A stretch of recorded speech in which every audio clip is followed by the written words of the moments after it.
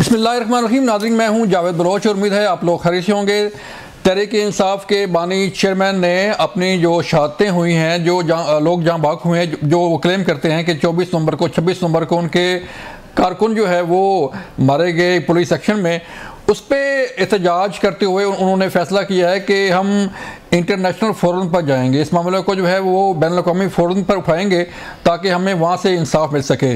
और इसके साथ साथ उनका ये भी कहना है कि आज उनकी जो मीडिया टॉक हुई है उसमें उन्होंने कहा है कि मेरे पास एक आखिरी पत्ता है और वो आखिरी पत्ता जो है मैं खेलने जा रहा हूं और ये आखिरी पत्ता बड़ा ख़तरनाक होगा। इस पर हम बात करने जा रहे हैं। और फिर जो डोनाल्ड ट्रंप से उम्मीदें लगाई जा रही हैं तहरीक इंसाफ की तरफ से, और आज एक बड़े मौक़िर अखबार जो वाशिंगटन डीसी का एक बड़ा अखबार है, उसने आज दावा किया है, उसने ये मशवरा दिया है डोनाल्ड ट्रंप को कि तहरीक इंसाफ के बानी चेयरमैन और पीटीआई के साथ तल्लुकात ज़रा दूर ही रहें उनसे, क्योंकि तहरीक इंसाफ के बानी चेयरमैन जो हैं उन्होंने अमेरिका के ख़िलाफ़ एक जो है वो कैंपेन करके, अमेरिका मुखालिफ कैंपेन के ज़रिए शोहरत हासिल की। अमेरिका पर इल्ज़ाम लगाया कि उन्होंने एक साइफर जो है उसके ज़रिए वो उन्होंने लहराया और फिर साजिश और सारा ये एक बयानिया घड़ा गया।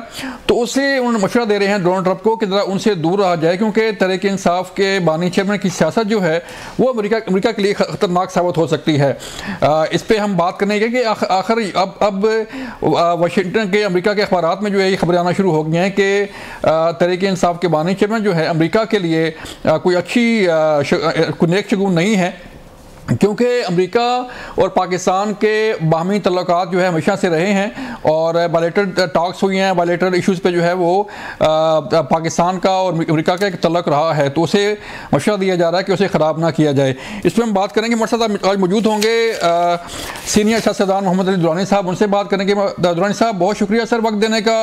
बताइए सर, एक तो सियासत आपने भी सियासत की और आपने कई हुकूमतें बनते देखी, कई हुकूमतें गिरते देखी और कई एहतजाज आपने सर देखे। आप खुद भी कई दफ़ा आपने एहतजाज लीड भी किए, एहतजाज करते रहे मुख्तलिफ इशूज़ पर। जो अब सर सियासत आ गई है कि जो जलाओ गिराओ के बगैर जो है वो बिल्कुल एहतजाज जो है वो मुकम्मल नहीं होता। अब 24 नवंबर का एहतजाज आप देखें तहरीक इंसाफ का, उसके बाद 26 नवंबर को जो हुआ वो देखें, तो सर कैसे देखते हैं अब मामला किस तरफ जा रहा है ये? बिस्मिल्लाहिर्रहमानिर्रहीम। अच्छा, जो इस वक्त सियासत है, देखें इस सियासत के बारे में तो वजीर खजाना अपना बयान दे चुके हैं। वो कह रहे हैं कि इस टकराव की सियासत की वजह से हमें 190 बिलियन रोजाना का नुकसान हो रहा है मुल्क का, जो कि यकीनी तौर पर मुल्क का नुकसान है, आम आदमी का नुकसान है और गरीब आदमी का नुकसान है। इस नुकसान की मौजूदगी जो है वो इस चीज की निशानदेही कर रही है कि इस वक्त जो भी सियासत मुल्क में हो रही है उस सियासत की वजह से ही ये नुकसान हो रहा है। अब इस सियासत के दो फरीक हैं, एक अपोजिशन है और एक हुकूमत है। हुकूमत कहती है कि अपोजिशन इसकी जिम्मेदार है और अपोजिशन कहती है कि हुकूमत इसकी जिम्मेदार है। और मेरे जैसे अफराद जिन्हें सिर्फ और गरज जो है इस वक्त पाकिस्तान से और इस मुल्क के गरीब अवाम से, जी पाकिस्तान कहीं नहीं है सर, हम कहते हैं दोनों इसके कसूरवार। वजह इसकी ये है कि देखें, सुलह कर उताली तो दो हाथ से बचती है ना, ठीक है ना जी। अब ये है कि सुलह करना और कराना हुकूमत की जिम्मेदारी है और मुल्क को नुकसान ना पहुंचाना वो यकीनी तौर पे अपोजिशन की भी उतनी जिम्मेदारी है जितनी हुकूमत की है। तो लिहाजा मैं तो आपको पता है पिछले 1 साल से मुसलसल एक ही बात कर रहा हूँ कि मफाहमत के अलावा पाकिस्तान के सियासतदानों के पास और कोई रास्ता नहीं है, क्योंकि अगर मुल्क आगे नहीं जाएगा तो इनकी सियासतें भी आगे नहीं जाएंगी और इनकी हुकूमतें भी आगे नहीं जाएंगी। ठीक कह रहे हैं। लेकिन अब इसके लिए मैंने, आपको पता है, मैंने मुल्क से बाहर जो पीटीआई के लोग थे उन्हें मैंने ये बात कही थी। मैंने कहा देखो, तुम्हारा लीडर भी पाकिस्तान में है, तुम्हारी सियासत भी पाकिस्तान में है, तुम्हारी पार्टी भी पाकिस्तान में, कोई ऐसा काम मत करो जिससे पाकिस्तान को नुकसान हो। इसी तरह मैं हुकूमत को भी यही कहता हूं कि जो पाकिस्तान से बाहर पाकिस्तानी है, वो किसी भी पार्टी के हों, वो तो पाकिस्तान की लॉबी है, वो तो पाकिस्तान की स्ट्रेंथ है, उसको पाकिस्तान के अकाउंट में आना चाहिए। इस अकाउंट में तमाम लोगों को लाने के लिए क्या रास्ता अख्तियार करेंगे और क्या तरीका करेंगे, ये अब एक ऐसा इशू है कि जिस पे इस वक्त मतलब हमारी सारे मफादात और हमारी सियासत जो है वो आके अड़ी हुई है। तो इस पे अगर हम गौर करें तो मेरा ख्याल है बहुत से रास्ते हैं जिनके जरिए हम आगे बढ़ सकते हैं। तो दुरानी साहब आप क्या समझते हैं कि रास्ता क्या होना चाहिए? क्योंकि देखें ना, अगर जलाओ घराव होगा और जलाओ घराव के जरिए ही अपनी डिमांड्स पूरी करवाई जाएंगी तो फिर मामलात मेरा नहीं ख्याल कि वो आगे बढ़ेंगे, क्योंकि उनकी डिमांड्स ही ऐसी हैं तरीके इंसाफ की। जैसे अब जो है वो एक एग्रीमेंट हो गया था, एक बात तय हो गई थी कि तरीके इंसाफ के लोग जो है वो संजानी बैठ जाएंगे और संजानी से आगे नहीं जाया जाएगा। लेकिन कुछ इसके कि प्रेसिडेंट बेलारूस जो है वो यहाँ पर थे, इस्लामाबाद में एग्रीमेंट हो रहे थे पाकिस्तान के साथ, और दूसरी तरफ जो है ये एहतजाज जो जलाओ घराव हो रहा था। तो फिर रास्ता सर क्या है? क्यों इतना तशद्दुद और इतना जो है वो एग्रेसिव क्यों आ रहा है सर सियासत में? देखिए, मैं तो ये समझता हूँ, देखिए अब आपने ये संजानी वाली बात की, मतलब अगर ये संजानी वाला ऑप्शन पीटीआई लेती तो एक सियासी नजर, मेरी सियासी नजर है, मेरी दानिशवराना नजर नहीं है, मैं सियासी नजर से कह रहा हूँ कि इससे ज्यादा अच्छा कोई इकदाम नहीं हो सकता था सियासी तौर के उनके मफाद में, ठीक है। लेकिन वो इस अपॉर्चुनिटी को ना अवेल कर सके और उन्होंने एक ऐसा रास्ता अख्तियार कर लिया जिसका कोई एंड नहीं था और वो एंडलेस ही रहा। लिहाजा आज की सूरत हाल में मैं ये समझता हूं कि इस वक्त पार्लियामेंट मसले का हल है। हुकूमत को चाहिए और अपोजिशन को चाहिए, बल्कि हुकूमत को ही। देखिए, अब मैं एक बात बता दूं, मैं सियासत को बहुत अच्छी तरह और हुकूमत दोनों को समझने के बाद ये कह रहा हूं कि कुछ काम होते हैं जो हुकूमत के अलावा कोई कर नहीं सकता। वो इक़दामात हुकूमत को ही करना पड़ते हैं। भुट्टो साहब से लेके आज तक जितनी भी हुकूमतें रही हैं उन्होंने ये काम किए हैं। मैं पहली सजेशन जो हुकूमत को देना चाहूंगा वो ये है कि वो तमाम इश्यूज को पार्लियामेंट में लाने के लिए वो फौरी तौर पे पार्लियामेंट का, सेनेट का और कौमी असम्बली का इजलास बनाए और 1 महीने का मुसलसल इजलास जो है वो अपोजिशन और हुकूमत के दरमियान मफाहमत के रास्ते ढूंढने के लिए लोगों को बोलने दें, उन्हें तकरीर करने दें, उन्हें अपने राय और अपने इख्तलाफ का इजहार करने दें, ताकि इस सारी डिस्कशन के नतीजे में मुल्क के लिए कुछ आगे निकल सके। दूसरी चीज ये है कि आपने अगर रास्ता निकालना है तो आपको कैदियों के बारे में एक आउट ऑफ बॉक्स सोल्यूशन निकालना पड़ेगा। जैसे भुट्टो साहब ने निकाला था, उन्होंने जब मुफाहमत करनी थी, उनकी हुकूमत बन चुकी हुई थी, वो अपने आप को लेजिटिमेट हुकूमत कहते थे, लेकिन उसके बावजूद उन्होंने अपने ओपोनेंट्स को लाके अपने सामने बिठाया। और तीसरी चीज जो बहुत जरूरी है, जिसकी वजह से हमें बहुत नुकसान हो रहा है, कि हम एक सूबा दूसरे सूबे को दहशतगर्द ना बनाए, अफगानों को, पठानों को दहशतगर्द ना बनाओ, अफगानों को। देखिए जी, अब मैं ये कहता हूं कि जी फेक स्टेटमेंट के ऊपर बड़ा अच्छा कानून पास किया है इन्होंने, आज की जो हुकूमत का है, फेक न्यूज के ऊपर होना चाहिए कानून। फिर ये कानून को हुकूमत पे भी लागू होना चाहिए, ठीक है, वजीर आजम पे भी लागू होना चाहिए, वजीर इत्तलात पे भी लागू होना चाहिए, कि वो आते हुए पाकिस्तानियों को या आते हुए शहरियों को अफगानी कैसे डिक्लेयर कर सकते हैं। डीपीओ अटक तो ज्यादा समझदार है, वो कहते हैं कि वो अनआइडेंटिफाइड लोग, क्या हर अनआइडेंटिफाइड पठान जो है वो अफगान होता है? हम भी अफगान हैं, आप भी अफगान होंगे और हमारे सारे पंजाब सिंध सब में भरे। तो इसलिए ये जो एक ऐसा माहौल बनाया जा रहा है टकराव का, और खत्म करके दम लेंगे, खत्म कर देंगे, नहीं, ना सियासी पार्टियां खत्म होती हैं, ना सियासी मुखालिफ खत्म होते हैं।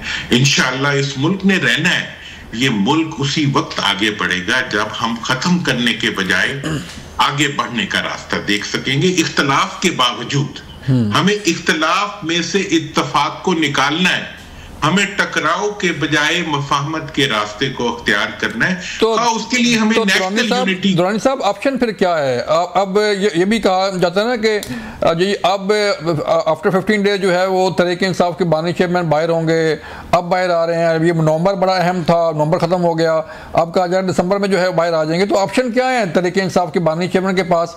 तो अगर वो मुफाहमत करना चाहें तो क्या ऑप्शन क्या है उनके पास सर? देखिए मैं तो समझता हूँ उनके पास एक तो ये ऑप्शन है कि ये जो मतलब जो छोटी किस्म की और तहलका खेजी और ये हंगामा आराई पैदा करने वाली खबरें और छोटी छोटी जो ये टिकटॉक्स हैं, इनसे हुकूमत और अपोजिशन दोनों बचे। क्योंकि ये जो फेक न्यूज होती है और एक हिजानी कैफियत पैदा करने के बाद व्यूज लेना और व्यूज के नतीजे में उसकी माली मनफियत लेना, इसकी वजह से अवाम में इन पे एतमाद कम हो रहा है। हमारे दोस्त है सारे, लेकिन मैं उन्हें यही सजेस्ट करूंगा कि वो क्रेडिबल रहें, हर चीज क्रेडिबिलिटी पे चलती है।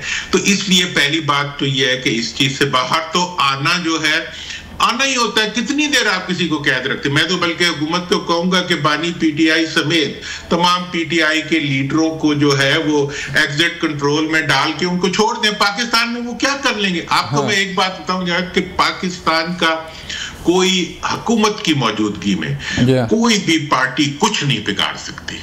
आप ग्लोरीफाई बिना वजह कर रहे हैं अपोजिशन को कि वो आके खा जाएंगे, तोड़ देंगे, मतलब वो कोई जिन है कि जेल से बाहर आएंगे तो हर चीज को खा जाएंगे। कुछ नहीं होगी। पहले भी तो जेल से बाहर ही थे ना। तो इसलिए जेल में रखना, जब पीटीआई वालों ने शहबाज साहब को और सबको जेल में रखा था तो क्या कर दिया था? उसके बाद उनकी हुकूमत बन गई। ठीक है, अभी इनको जितनी देर जेल में आप रखेंगे इनकी मकबूलियत में फिर इजाफा होगा और वो आप ही को भुगतना पड़ेगा। तो इसलिए ट्रस्ट ऑन योर पीपल, अपने अवाम पर जो आपका ट्रस्ट है वही आपका असल सरमाया है। उस सरमाए को आप बढ़ाएं। जो पार्टी ज्यादा बढ़ा लेगी वही आइंदा के लिए हुक्मरान भी बनेगी, कामयाब भी रहेगी। और हमारी ब्यूरोक्रेसी, हमारे तमाम जो दूसरे हल्के होते हैं जो बेचारे बहुत मेहनत भी करते हैं, आपने सर बड़ा अच्छा पॉइंट जो है रेज किया दुरानी साहब के जो डिजिटल टेररिज्म है, जो फेक न्यूज है, जो एक प्रोपेगेंडा सोशल मीडिया पे हम देखते हैं, तो उसको कैसे कंट्रोल करते हैं? आज भी जो एक साइबर क्राइम का एक बिल जो है वो तैयार किया गया, उसका मसौदा, जिसके मुताबिक जो है वो 5 साल कैद और 10 साल जो है वो अपना 5 साल कैद और 10 साल जुर्माना की आयत होगा। तो सर इसको कैसे देखते हैं कि अब जो है वो चाहे तहरीक इंसाफ हो चाहे कोई और पार्टी हो, इस पे ज्यादा इंसार कर रही है कि आप सोशल मीडिया पे इतने प्रोपेगेंडा करें कि वो सच लगे? बहुत देखिए, ये जो प्रोपेगेंडा होता है ना और झूठा प्रोपेगेंडा, इसकी वजह से सब मुल्क को बहुत बड़ा बड़ा नुकसान भी हो सकता है। लेकिन अगर आपने इस कानून को मकबूल बनाना है तो फिर एक तरीका है इसका कि आप कहें जी ये हुक्मरानों के लिए भी है और अवाम के लिए भी है। अगर वजीर इत्तलात झूठ बोलेगा तो वो भी 10 साल के लिए अंदर जाएगा, वजीर आजम झूठ बोलेगा तो वो भी 10 साल के लिए जाएगा, इमरान खान का बंदा झूठ बोलेगा तो वो भी 10 साल के लिए जाएगा। मतलब ये है कि पैरिटी की बुनियाद के ऊपर, असूलों की बुनियाद के ऊपर कानून को आगे बढ़ाएं।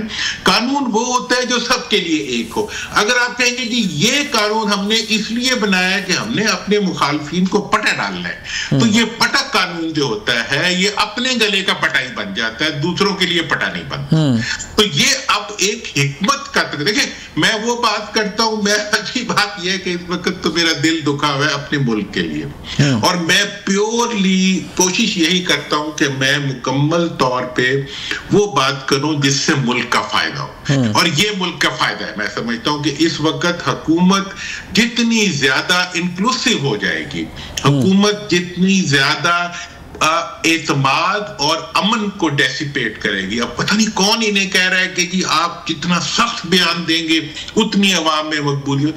सख्त बयानात मैंने भी बहुत दिए हैं, मुझे पता है। सख्त बयानात अपने मुंह पे ही उल्टे होते हैं, वो कहीं भी नहीं जाते, आपको कहीं लेके नहीं जाते, मुल्क को कहीं लेके नहीं जाते। आप अपनी दुनिया की तारीख को उठा के देख लें। नेल्सन मंडेला जब बाहर आए थे तो सबसे पहले उसने सबके लिए माफी का ऐलान किया था।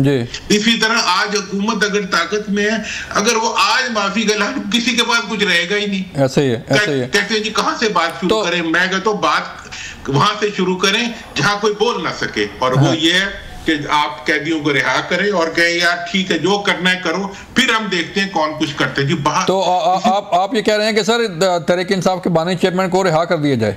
मैं कह रहा हूं जितने सियासी कैदी इस वक्त है सबको रिहा करके ECL पे डाल दें। लेकिन सर कोर्ट रिहा करेगी ना?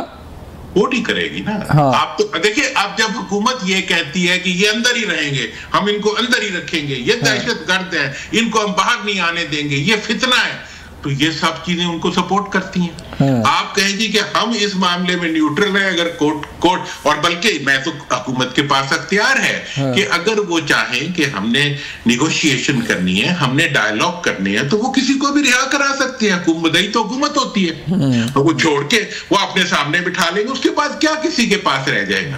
दुनिया के अंदर प्रोपेगेंडा करते फिर रहे हैं सब लोग सब जगह पे कि जी बड़ा जुल्म हो रहा है। जिस दिन आप ये इक़दाम उठाएंगे उस दिन जुल्म का प्रोपेगेंडा अपनी वेटेज ही खो देगा।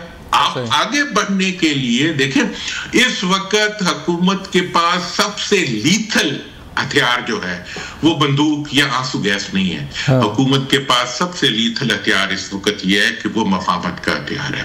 इसी तरह ऑपोजिशन के पास भी, मैं तो अभी भी मैंने कल ये बात की है एक प्रोग्राम में कि इस वक्त आप इस चक्कर में मत पड़ेंगे हमने जलसे करने हैं, हमने जुलूस करने हैं, हमने आप इस वक्त ये कहें कि जी आए असेंबली में बैठ के बात करें, तो आप ऑपोजिशन को इकट्ठा करें। सर मुझे यहाँ एक ब्रेक का कहा जा रहा है, जब ब्रेक से वापस आएंगे फिर हम बात करेंगे कि आखिर फिर इस सारे मामले का हल कैसे निकल सकता है। क्या हुकूमत मुज़ाकरात करेगी या वो तो कहते हैं कि हमने फौज से बात करनी है। मिलते हैं ब्रेक के बाद। वेलकम बैक नाज़रीन, हम बात कर रहे थे कि वाशिंगटन एग्जामिनर एक अखबार है, अमेरिका का बड़ा अखबार है, उसने आज एक दिया मशवरा डोनाल्ड ट्रंप को कि तहरीक इंसाफ के बानी चेयरमैन से दूर रहा जाए। वो कहता क्या है, अखबार ये कहता है कि बानी PTI एक मुतनाज़ा शख्सियत हैं और अमरीकी हुकूमत के किसी भी तनाज़े के मुतमिल नहीं हो सकती। फिर वो कहता है कि पाकिस्तानी फ़ौज और अमरीका के तल्लुकात हमेशा ख़ित्ते में देरपा अमन के लिए ज़मानत रहे हैं। अमरीकी अखबार ये कहता है कि अमरीकी हुकूमत और सियासत की बेहतरी के लिए तहरीक इंसाफ के बानी चेयरमैन से दूरी ही अच्छी है, क्योंकि अखबार ये कहता है कि तहरीक इंसाफ के बानी चेयरमैन की सियासत पाकिस्तान का अंदरूनी मसला है, लिहाजा अमेरिका को जो है इस मामले में नहीं पड़ना चाहिए। बकौल अमरीकी अखबार के पाकिस्तान और अमेरिका के तल्लुकात हमेशा दरीना और मुश्तरका मफादात पर मबनी रहे हैं। बानी PTI की किसी भी किस्म की हमायत जो है इस दो तरफा तल्लुकात को कमज़ोर कर सकती है। ये अखबार कहता है। हमें ज्वाइन किया अभी मुर्तज़ा सोलंकी साहब ने। मुर्तज़ा साहब बहुत शुक्रिया वक्त देने का। सर हमें सर बताइएगा कि आप भी अमेरिका में मुकीम रहे हैं और आज अमरीकी अखबार का ये मजमून जो है और ये मशवरा किस हद तक आप इसको कैसे देखते हैं कि एक तरफ तो तहरीक इंसाफ ये कह रही है कि डोनाल्ड ट्रंप के आने से जो है वो तहरीक इंसाफ के बानी चेयरमैन को रिहाई मिल जाएगी, वो इंटरवीन करेंगे, अपना असर और सूख इस्तेमाल करेंगे और तहरीक इंसाफ के बानी चेयरमैन को रिहा कर दिया जाएगा। अब ये अखबार जो है वो लिख रहा है, इस पर तबसरा कीजिएगा। देखें, एक तो ये अखबार जो है वो दाएं बाजू का अखबार है और वो आम तौर पर रिपब्लिकन पार्टी के हामी समझे जाते हैं। ठीक है, तो इसलिए ये ट्रंप के दुश्मन नहीं है, ये ट्रंप के दोस्त हैं। ठीक है, तो वो एक दोस्त के तौर पर उनको एक मशवरा दे रहे हैं कि जहां आपकी प्लेट पे और बहुत सारे दुनिया के मसाइल पड़े हैं जी, मशरिक़ वस्ता है, यूक्रेन है, चीन है, तो आप ज़बानी कलामी आपने खान साहब के बारे में जो कुछ भी कहा है, आप इस मामले में मुदाखलत हरगिज ना करें। ठीक है, कि वो काबिल एतबार आदमी नहीं है। ठीक है, ये एक उनका अपनी तौर पर मुखलसाना मशवरा है। अब यहाँ पर तो सूरत हाल ये है कि खान साहब के जितने भी पुराने साथी थे एक एक करके छोड़ के चले गए और वो मुख्तलिफ लोगों को मुख्तलिफ बातें करते हैं, तो उनकी बात पर एतबार न करने का जो मशवरा है, मेरे ख्याल में ये साहिब मशवरा है। क्योंकि अभी आपने हालिया ये जो कजिया हुआ उसमें देखा जी जी, बैरिस्टर गोहर को वो कोई और बात कर रहे हैं, अलीमा खान को दूसरी बात कर रहे हैं जी, बेगम को तीसरी बात कर रहे हैं, इस्टेब्लिशमेंट को चौथी बात कर रहे हैं, हुकूमत को पांचवी बात कर रहे हैं। ऐसे शख्स का क्या अखबार, तो वो मेरे ख्याल में उन्होंने ठीक ही मशवरा दिया है। जी जी, जारी बात है उनकी। वो अखबार ये कहता है कि उन्होंने जो मकबूलियत हासिल की वो तो ये थी कि अमरीकी साफिर लहरा के जो है वो एक मकबूलियत हासिल की गई, एक बयानिया जो है वो तैयार किया गया और अब वो उसी बयानिया के तहत चलें। अब होता क्या नज़र आ रहा है सर सोलंकी साहब, एक तरफ तो 26 नवंबर का एहतजाज, 24 नवंबर का जो बयानिया बनाया जा रहा है कि जी तहरीक इंसाफ के कुछ कारकुन जो है वो जांबाक हुए, कुछ जनाजे दिखाए गए, लेकिन कोई एविडेंस नज़र नहीं आ रही, कोई ठोस जो है वो शवाहिद नज़र नहीं आ रहे कि जिससे ये साबित हो कि ये वाकई वो लोग हैं जिन्हें यहाँ पे जो है कोई गोलियां लगीं या कोई लोग खुदा न खास्ता मारे गए, जो जनाजे जिसमें कोई उनका कोई लीडर नज़र नहीं आता कि कोई जनाजे में शरीक हो या कोई ऐसी बात हो? सर ये किस तरह मामला जाएगा फिर? देखिए, ये जो जमात है इनको किसी सबूत की ज़रूरत भी नहीं है। अगर सबूत हो भी तो वो सबूत को नहीं मानते। ये पूरी जमात चलती है प्रोपेगेंडे पे, बयानिए पे। आपको याद होगा कि जब मौसूफ वजीर आजम होते थे उस वक्त 3.5 साल के अरसे में जो गवर्नेंस है उसको बेहतर करने के हवाले से कोई उनके इजलास नहीं होते थे, उनके तर्जुमानों के इजलास होते जिसपे काफी लोगों ने उनको टोका भी थे। वो ये पूरी जमात जो है ही इस बुनियाद पर खड़ी। तो इसलिए जहां तक इस बात का ताल्लुक है कि आगे क्या हो सकता है, मेरे ख्याल में खान साहब जो है वो एक गड्ढे में गिरे हुए हैं और वो मुसलसल खुदाई में मसरूफ है। ये हरगिज नहीं लगता कि वो एक सियासतदान के तौर पर एक्ट करे। उनकी जमात के अंदर सियासी बूझ रखने वाले लोग जरूर मौजूद हैं, शाह महमूद कुरैशी साहब जैसे लोग मौजूद हैं, लेकिन उनकी बात वो सुनेंगे नहीं। आपने देखा कि आज भी जो अलीमा खान के हवाले से बात सामने आई है उसमें उन्होंने बुशरा बेगम की हिमायत की है, जबकि उनकी जमात के बहुत सारे लोग कहते हैं कि इन्होंने मरवाया और हमें जो है वो संजानी जाना चाहिए था या कोई सियासी बातचीत करनी चाहिए थी। यहाँ तो पहले पे दहला वाली बात है। तो मुझे नहीं लगता कि खान साहब जो है वो कोई सियासी रवैया अपनाएंगे। आज उन्होंने सोलंकी साहब मीडिया से बात की है जेल के अंदर और उनका ये कहना है कि मेरे पास अभी आखिरी पत्ता है जो मैं खेलने जा रहा हूँ और बड़ा वो पत्ता बड़ा ख़तरनाक साबित होगा। तो आप भी सियासत को देखते रहे हैं सर, आप भी तहरीक इंसाफ के बानी चेयरमैन को देखते हैं, उनकी सियासत जो है वो देखते हैं, तो कोई आपके पास है इल्म कि कोई ये पत्ता क्या हो सकता है या ये पत्ता कितना बड़ा हो सकता है सर? मुझे लगता है ऐसा है कि अब उनके पत्ते हवा देने लगे और वो जिस पत्ते की बात कर रहे हैं जी, अब वो क्रिकेट के बहुत सारे मिसालें देते हैं, कभी वो कार्ड की बात करते हैं। अभी उन्होंने पहले जो है वो हकीकी आज़ादी का नारा दिया, फिर कहा कि जी हम एहतजाज करेंगे, यौम आज़ादी मनाएंगे, फिर उन्होंने फाइनल कॉल की। अब वो कोई अगला जो कार्ड होगा उसको कोई ग्रैंड फाइनल कहेंगे, कोई सुपर फाइनल कहेंगे, कोई मिनी फाइनल कहेंगे, कुछ ना कुछ वो इस तरह के नाम जो है वो जरूर देंगे। लेकिन उनसे सियासी रवैये की मुझे हरगिज तवक्को नहीं है और वो ये समझते हैं कि क्योंकि उनका ज़ाती तौर पर जो मुस्तकबिल है सियासी तौर पर ख़ास तौर पर वो ख़तरे में है, इसलिए बाकी जो जमात है वो जाए भाड़ में। इस वजह से तो मुतअद्दिद बार वो खैबर पख्तूनख्वा की हुकूमत को कुर्बान करने के लिए तैयार है। इससे पहले तकरीबन 80% पाकिस्तान पर उनकी हुकूमत थी, वो सब्जियां उन्होंने तोड़ दी थी, उनको बिल्कुल भी परवाह नहीं है। वो जो जिस कार्ड को खेलने की बात कर रहे हैं वो अपनी जमात के खात्मे का कार्ड हो सकता है, पाकिस्तान में बेहतरी का उनके पास कोई कार्ड नहीं। ठीक है सोलंकी साहब, मुझे यहाँ पे एक लेनी है ब्रेक। सर ब्रेक से वापस आएंगे, फिर बात करेंगे कि आखिर फिर ये सियासत जा किस तरफ रही है, क्या 24 नवंबर 26 नवंबर जो है वो तहरीक इंसाफ के गले पड़ गया है? मिलते हैं ब्रेक के बाद। वेलकम बैक नाज़रीन। सोलंकी साहब 24 नवंबर का एहतजाज करते हैं सर डिस्कस, और 26 नवंबर को जो ब्लू एरिया खाली कराने के लिए पुलिस ने एक कार्रवाई की, उसमें ये कहा जा रहा है कि पता नहीं कितने लोग शहीद हो गए। कोई कहता है 278 का फिगर है, कोई कहता है 400 का फिगर है, कोई कहता है 20 का फिगर है। एक तो ये फिगर जो है वो बिल्कुल आपस में मैच नहीं कर रहे। तो आप नहीं समझते कि जो है वो जितने पुलिस एहलकार जख्मी हुए, 3 रेंजर्स के एहलकार शहीद हो गए, 1 पुलिस एहलकार शहीद हो गया, तो ये 24 नवंबर का एहतजाज तहरीक इंसाफ के गले पड़ सकता है या जो है वो तहरीक इंसाफ इससे मुश्किल में आ गई है? अब तहरीक इंसाफ के गले में पड़ेगा नहीं बल्कि पड़ चुका है। खासतौर पर खान साहब और उनके जो जिहादी जो लीडरशिप है बशमूल रंगीन जबान वाले जो गंडापुर साहब हैं वो सब मुसीबत में हैं।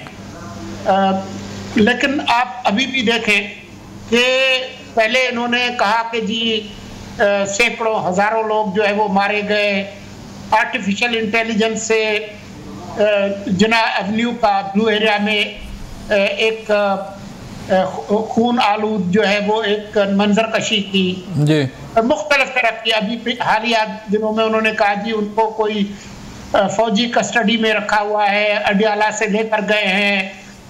उनके जो बाहर लोग हैं कासिम सूरियन कंपनी, उन्होंने कहा कि जी वो पागल हो गए हैं। तो वो आज उनकी बहन और उनके बाकी पार्टी के लोग तो मिल के आ गए कि जी वो बज़ाहिर तो वो उधर ही हैं और उनकी ज़हनी हालत भी कोई इतनी बहुत ख़राब नहीं है। हाँ। तो ये मैंने जैसा कि शुरू में आपको बताया कि ये चलते ही पूरी सियासत जो है वो प्रोपेगेंडे पर है। ठीक है। अब ये कह रहे हैं कि जी गोली क्यों चलाई। हाँ। पहले तो आप ये साबित करें ना कि पुलिस या रेंजर्स ने गोली चलाई। उन्होंने तो फौज पे इल्जाम लगा दिया जो कि करीब भी नहीं थी। डिप्लॉयमेंट जो है वो सिर्फ चंद बिल्डिंग्स तक महदूद। जी जी। लेकिन वो अब कहते हैं कि जी गोली क्यों चलाई। हाँ। गोलियां, बंदूकें, फायर ट्रक, आंसू गैस के ब्राजील से बरामद शुदा शेल, गुलेर, ये सब कुछ इनके पास थे। तो इनको अपने आप से पूछना चाहिए कि गोली किसने चलाई। और हर वो वहां पर जो बंदा आया था उसके हाथ में मोबाइल फोन था जिनके अंदर लाइट भी है। तो वो कोई दिखाते कि पुलिस या रेंजर्स कोई फायरिंग कर रही थी जी, कोई चीज है नहीं जी के मुख्तलिफ बयानियां हैं। लेकिन ये बयानियां अगर फिट गया है तो इनके जहन बहुत जरखेज हैं और वो कोई नया बयानिया बना। ठीक है। जैसे जब हम गुफ्तगू कर रहे हैं 100 से ज्यादा लाशें पुरम में और कई 100 जख्मी हैं जी जी, भी वो चिंगारी मौजूद है जी जी। इनके वजीर आला 4 करोड़ आबादी के सूबे को छोड़कर बार बार पंजाब और खैबर और इस्लामाबाद पर चढ़ाई करने और कब्जा करने की बात करते हैं। हाँ। और एक बंदे को जो जेल में है जिस पर कानूनी मुकदमात हैं उनको ताकत के जरिए छुड़ाने की बात करता है। हाँ। तो वहां की जो सियासी जमातें हैं उनको नींद से बेदार होना चाहिए। हाँ। और पूछना चाहिए पेशावर में गंडापुर साहब से कि 4 करोड़ पख्तूनख्वा के जो लोग हैं उन्होंने क्या कसूर किया है कि आप उनकी खिदमत करने की बजाय आप सिर्फ एक शख्स की वफाक पर जो है हमला कर रहे हैं। सोलंकी साहब बहुत शुक्रिया आपके वक्त का। नाज़रीन, ये था आज का प्रोग्राम। और जैसे सोलंकी साहब ने कहा कि केपी के लिए दोनों ऑप्शन मौजूद हैं कि गवर्नर राज भी हो सकता है और अली मीर गंडापुर के खिलाफ भी कार्रवाई हो सकती है। ये था आज का प्रोग्राम। अपना ख्याल रखिएगा। अल्लाह हाफिज़।